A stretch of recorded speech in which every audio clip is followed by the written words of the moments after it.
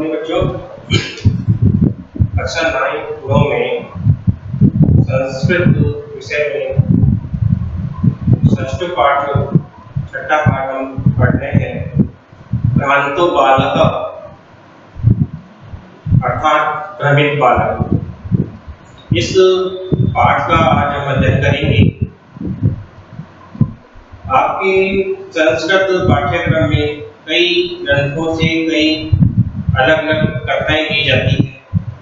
उन कथाओं को आपके पाठ्यक्रम में दिया गया है। आज हम उसी कथा ग्रंथ में आपका जो पाठ है भ्रांतो बालक अर्थात भ्रमित बालक, इसका अध्ययन करेंगे। यह कहानी एक ऐसे आलसी बालक की है जो अपने अध्ययन से पढ़ाई से मुंह मोड़ लेता है और उसका ध्यान हमेशा खेलने में लगा रहता है। यह सोचकर वह जब विद्यालय जाने का समय होता है तो वह विद्यालय जाने के समय में वो खेलने के लिए उसी जगह कहीं चला जाता है और उसके साथ के जो बालक हैं वो तेजी से चलते हुए विद्यालय पहुंचते हैं और अपने अध्ययन करते हैं। और वो भ्रमित बालक इधर उधर उद्यान में जगह पर वो घूमता रहता है और एक दूसरे से जो भी पशु पक्षी प्राणी उसको दिखाई देते हैं उनके साथ खेलने के लिए कहता है। सभी पशु पक्षी प्राणी से मना कर देते हैं कि हम अपने कार्य में व्यस्त हैं, इसलिए हम तुम्हारे साथ नहीं खेल सकते। ऐसा करते हुए वह उनको बुरा भला कहता है और कहता है कि ये सभी प्राणी तो अपने घमंड में अहंकार में डूबे हुए हैं, वे ऐसा कोई खेलना नहीं चाहता। इस प्रकार से वह जाता हुआ एक बार एक कुत्ते के पास पहुंचता है। तो कुत्ते को खेलने के लिए बोलता है तो कुत्ता कहता है कि जिस स्वामी का मैं भोजन खाता हूँ, जिस स्वामी की मैं गुलामी करता हूँ, जो मुझे खाने के लिए देता है, मैं उसके घर की रखवाली करने के लिए जा रहा हूँ, इसलिए मेरे पास समय नहीं है। तो इस प्रकार से वह कई पशु पक्षियों के साथ में बात करता है। तो खेलने के अंदर सभी पशु पक्षी मना कर देते हैं कि हम तुम्हारे साथ में नहीं खेल सकते क्योंकि हमारे पास समय नहीं है, हम अपना समय व्यर्थ नहीं गंवा सकते हैं। उसी प्रकार वह बालक के समझ में आ जाता है कि हमें कभी भी अपना समय व्यर्थ नहीं करना चाहिए, हमारे सभी कार्य समय पर पूरा करना चाहिए। और इस प्रकार से वह आलसी बालक पढ़ाई करने लग जाता है और पढ़ाई करने के बाद महान विद्वान व्यक्ति वो बन जाता है। ये इस पाठ का सारांश है जो कि मैंने आपको बता दिया है। पाठ की प्रस्तावना है, पाठ की प्रस्तावना हम पढ़ेंगे क्योंकि प्रत्येक कहानी और प्रत्येक पाठ का सारांश या उससे संबंधित कोई कुछ बातें होती है वो प्रस्तावना में दी जाती है। तो हम आज इस पाठ की जो प्रस्तावना दी गई है उसका अध्ययन करते हैं। प्रस्तुतो अयं पाठः संस्कृत प्रौढ़ पाठावली इति कथा ग्रंथ संपादनं कृत्वा संग्रहीतो अस्ति। अर्थात यह पाठ प्रस्तुत यहाँ पर प्रस्तुत पाठ संस्कृत प्रौढ़ पाठावली इस कथा ग्रंथ से संपादित करके संग्रहित है। अर्थात ये जो पाठ लिया गया है भ्रांतो बालक भ्रमित बालक संस्कृत प्रौढ़ पाठावली कथा ग्रंथ से संपादित करके संग्रहित किया है। अस्यां कथायां एकः तादृशः बालचरितो अस्ति।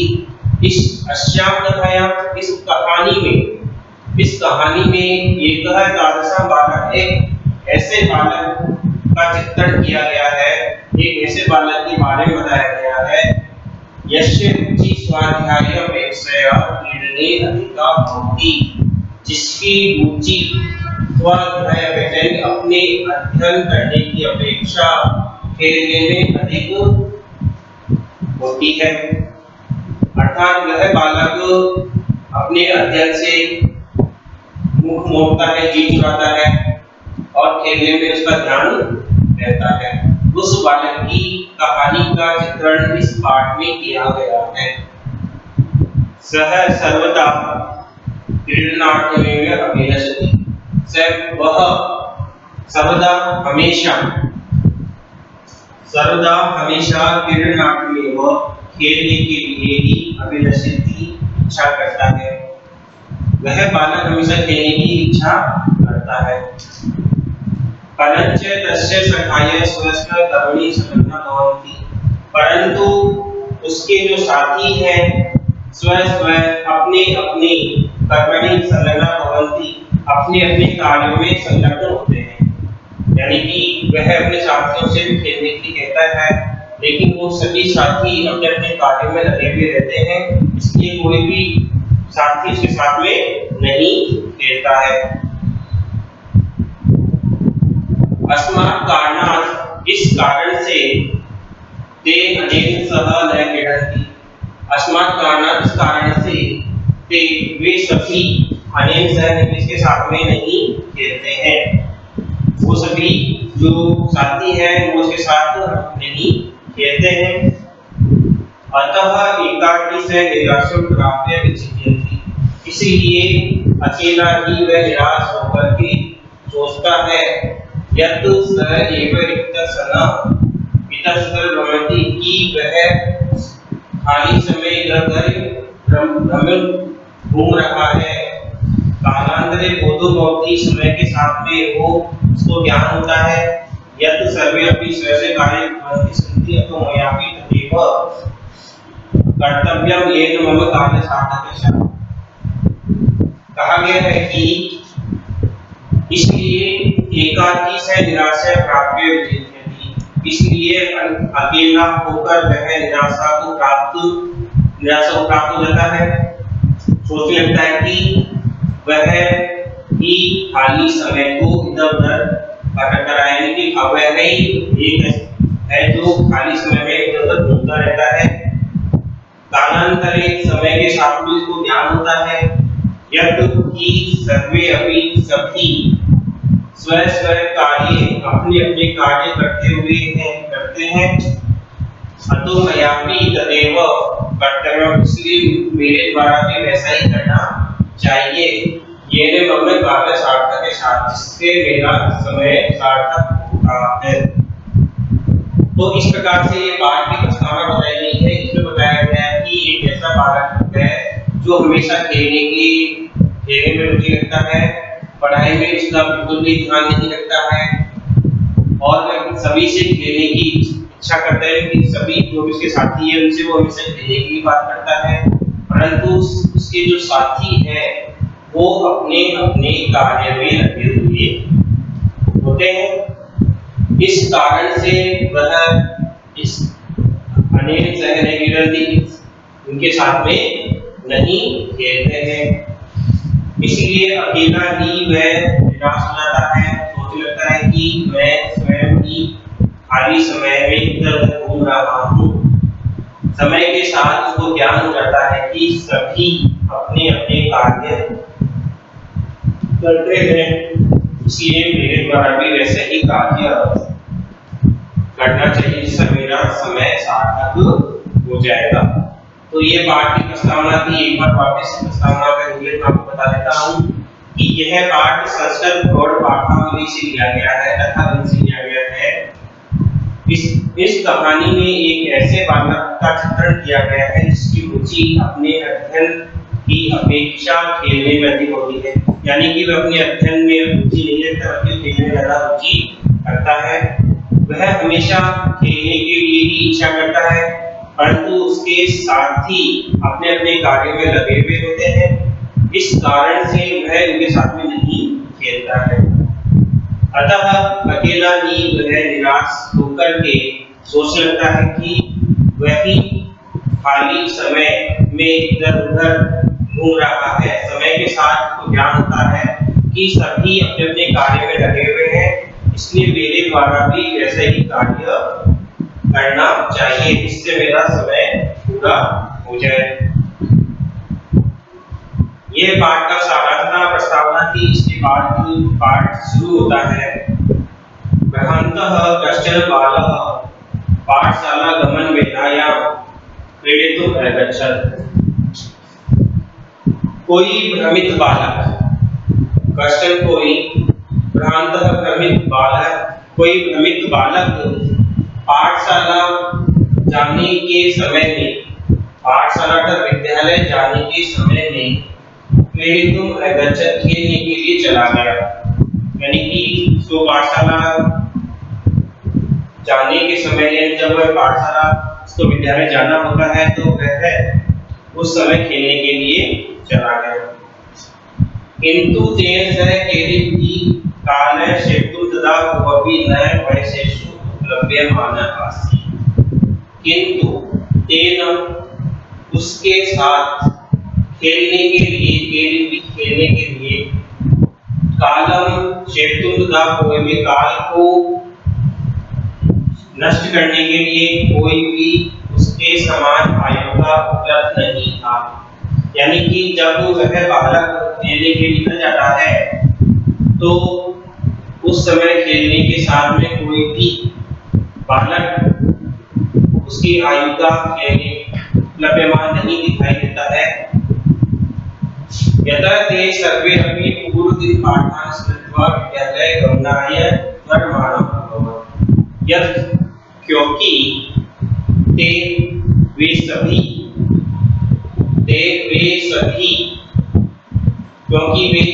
भी पूर्व दिन, पहले वाले दिन के पाठों को स्मरण करके विद्यालय जाने के लिए प्रमाणम तेजी से जा रहे थे। यानी कि तेजी कर रहे थे, शीघ्रता कर रहे थे। कहाँ जाने के लिए? विद्यालय जाने के लिए। क्या करके पहले वाले दिन जो पाठ दिया था विद्यालय में याद करने के लिए, उस पाठ को याद करने कर वो विद्यालय जाने के लिए तैयार हो रहे थे शीघ्रता से। तन्नादु बाललज्जया तेषां दृष्टि प्रथमपि परिहरण एकापि किमपि उद्यानं प्रविशत। तन्नादु बालः आलसी बालक, तन्नादु बालः आलसी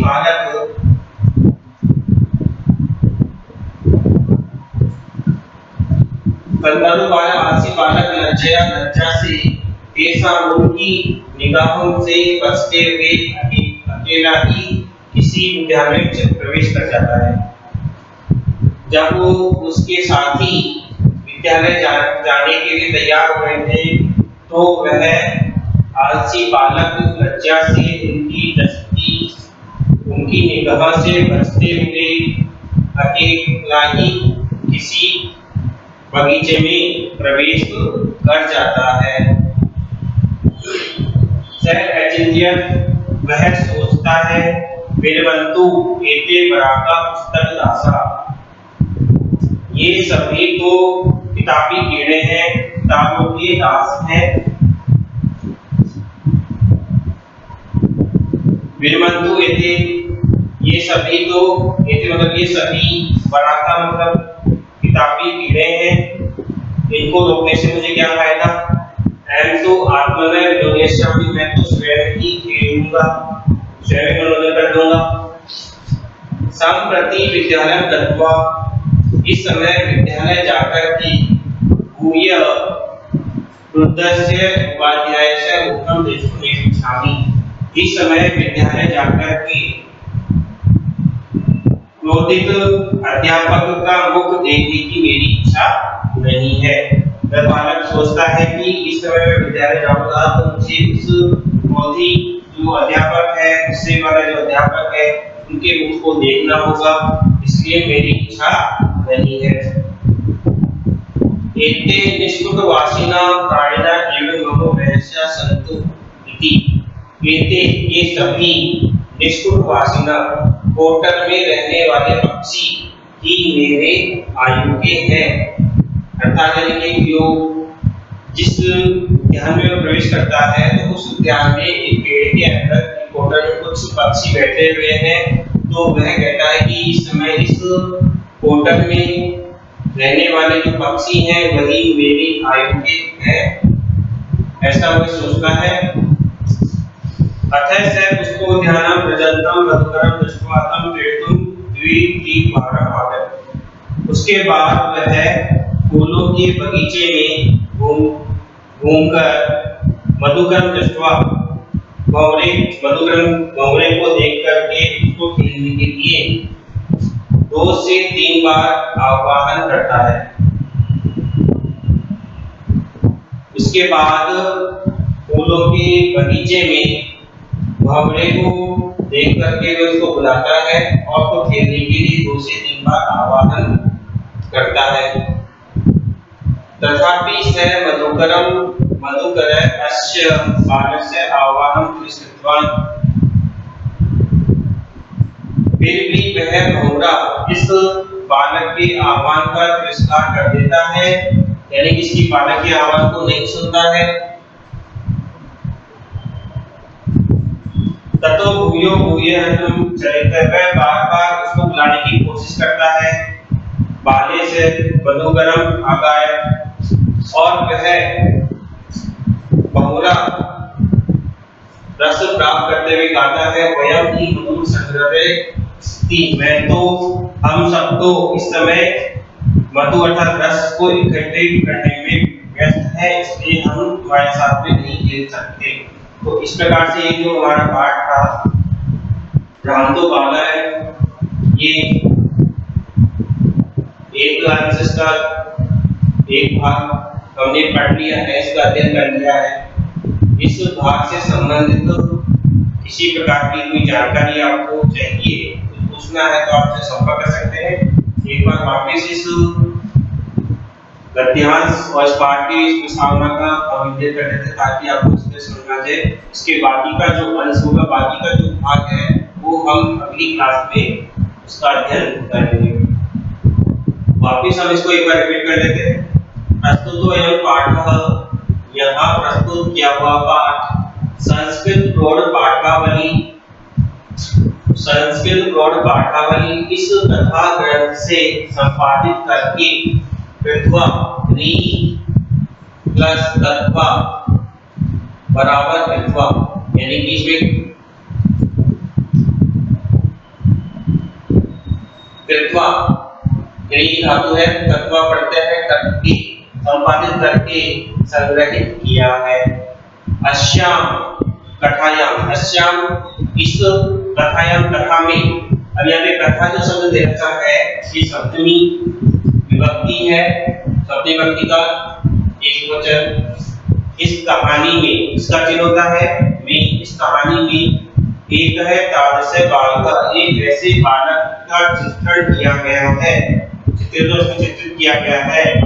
यस्य रुचि, इसकी रुचि स्वाध्याय अपेक्षया क्रीडने अधिका भवति, अपने अध्ययन करने की अपेक्षा खेलने में अधिक होती है।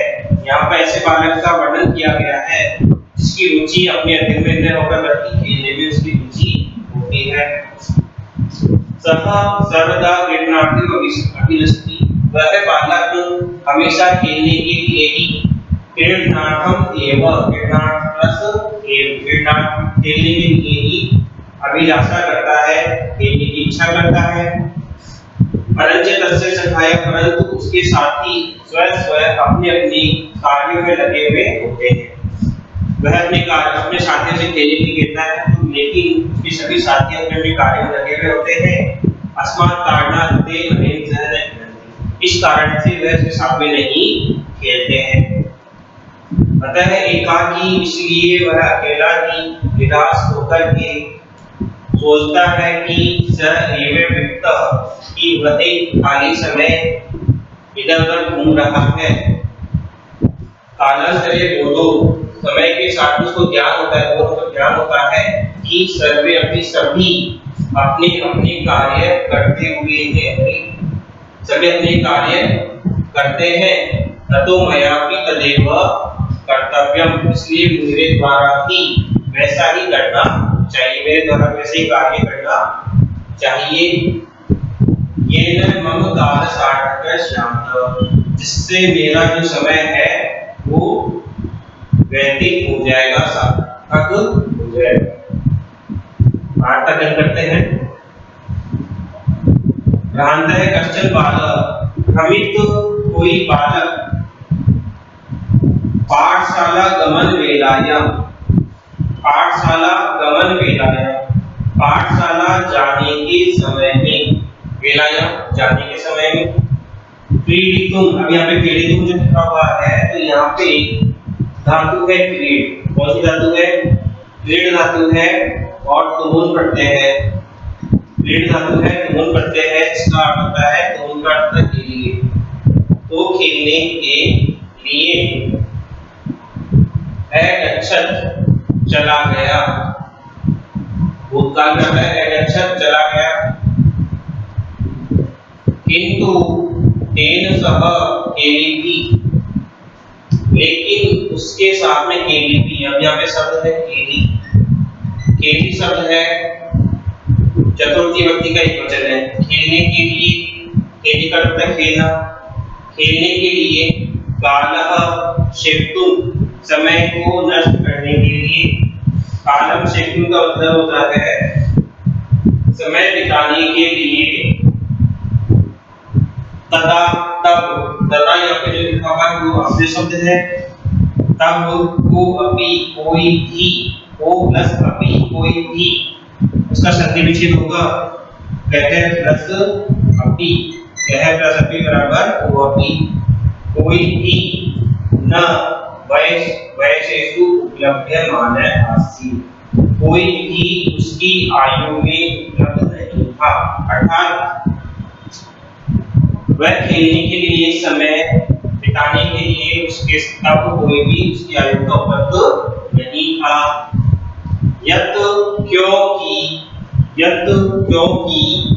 ते सर्वे अपि, वे सभी भी, पूर्व दिन पाठान, पहले वाले दिन के पाठ को स्मृत्वा, स्मृ प्लस तत्वा, स्मृ प्लस तत्वा बराबर स्मृत्वा, स्मृत मतलब होता है स्मरण करना, और तत्वा पढ़ते लगे तो स्मरण करके, और पहले वाले पाठ का स्मरण करके विद्यालय गमनाय, विद्यालय जाने के लिए, वर्माणम अपपन, शीघ्रता कर रहे थे, विद्यालय जाने के लिए वर्मान में शीघ्रता जल्दी कर रहे थे।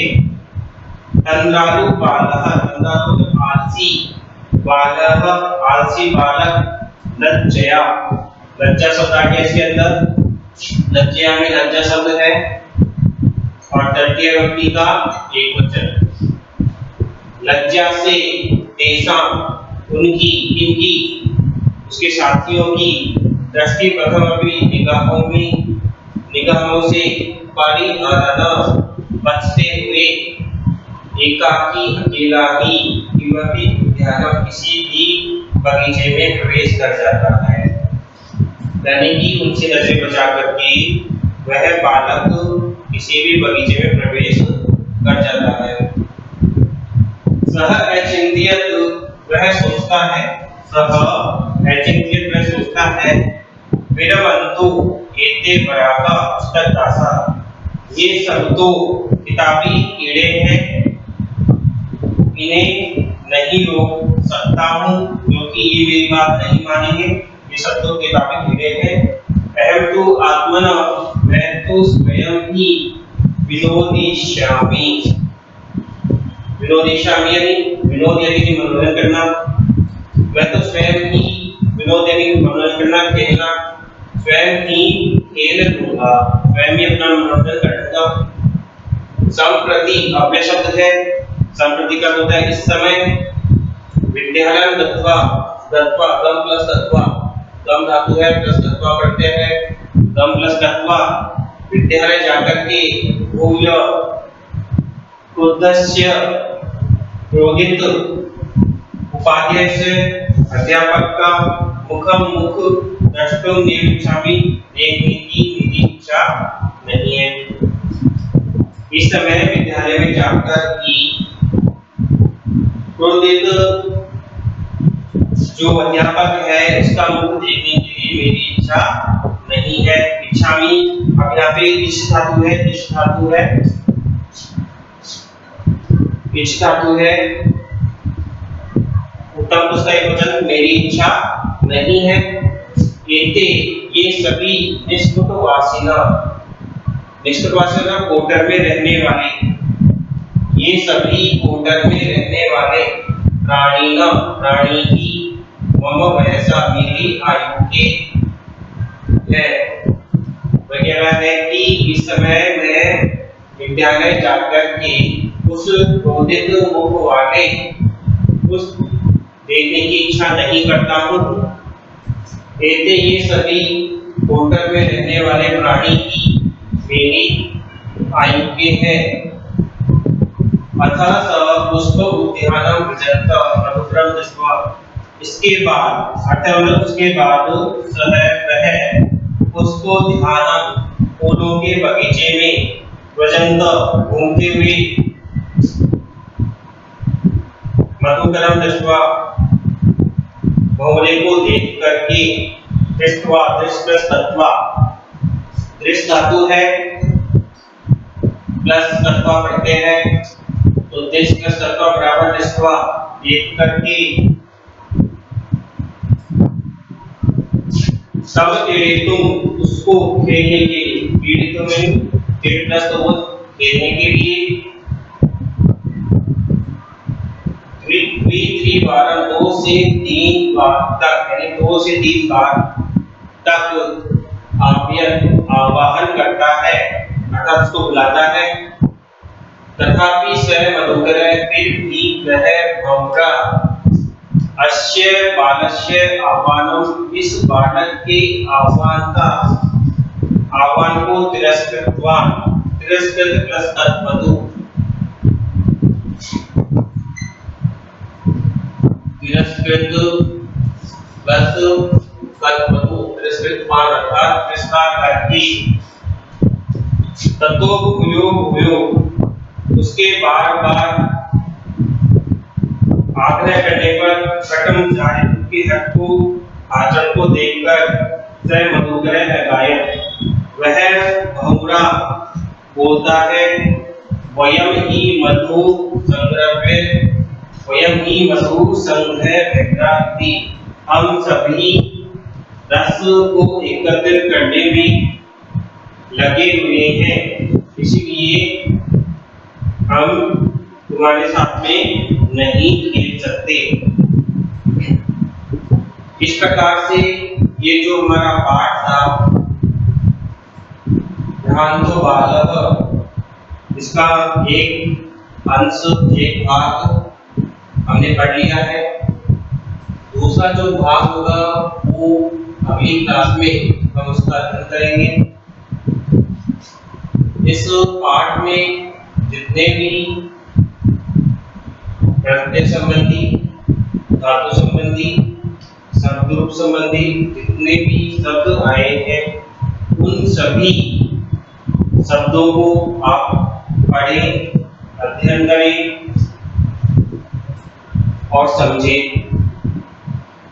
कई ऐसे शब्द इसमें आए हैं, कई ऐसे अव्यय इसमें आए हैं जिनका अध्ययन करना बहुत ही आवश्यक है आपको, क्योंकि वही अव्यय, वही प्रत्यय बार-बार रिपीट हो रहे हैं, बार-बार कहीं आ रहे हैं, तो आपको ऐसे प्रत्ययों को अच्छी तरह ध्यान रखने से, जैसे कत्वा प्रत्यय है, तुमुल प्रत्यय है, कत्वा प्रत्यय, तुमुल प्रत्यय, कत्वतु प्रत्यय, ये 2-3 प्रकार के जो प्रत्यय है, अन्य प्रत्यय है, ये 4-5 जो प्रत्यय है वही आपकी कहानी में ज्यादातर आए हैं। तो आप सभी इन कहानियों में आए हुए प्रत्ययों को पढ़ें और उनका अध्ययन करें। इस पाठ में भी कई ऐसे शब्द आए हैं, शेप्तुम, शिप प्लस तुम, शेप्तुम, तुम प्रत्यय आ रहा है इसमें। इसी प्रकार कई ऐसे शब्द आए हैं, खेलने के लिए, खेलने के लिए, वो भी प्लस अभी सदी विषय जो बताया था मैंने आपको, वो भी इसी प्रकार से आएगा।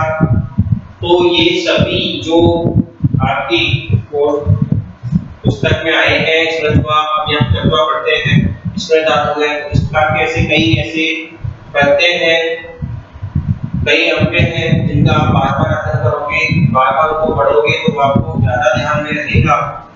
तो इस प्रकार से आप इस पाठ का अध्ययन करें। इस पाठ में जितने भी शब्द रूप, धातु रूप, प्रत्यय, संधि जो पदा है, व्याकरण संबंधी कई ऐसे पदा है, आप उनका अध्ययन करें। और इस पाठ से संबंधित किसी भी प्रकार की आपको कोई जानकारी या कुछ ऐसा वाक्य है जो आपकी समझ में नहीं आ रहा है, आप मुझसे संपर्क कर सकते हैं, मुझे बता सकते हैं। हम आपका जो प्रश्न है उसका समाधान अवश्य करेंगे। अब इसका जो अगला भाग है वो हम अगली क्लास में अध्ययन करेंगे। धन्यवाद।